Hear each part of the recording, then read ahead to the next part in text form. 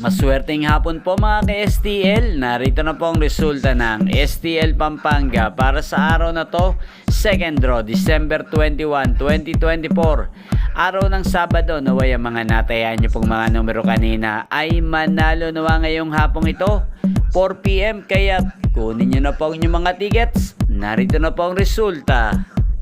Ang mga numerong nanalo sa STL Pampanga ngayong hapong ito, December 21, 2024, 4 PM. Second draw result, 10 at 8 in exact order sa lahat po ng tumaya kanina sa STL Pampanga para second draw ng 10 at 8.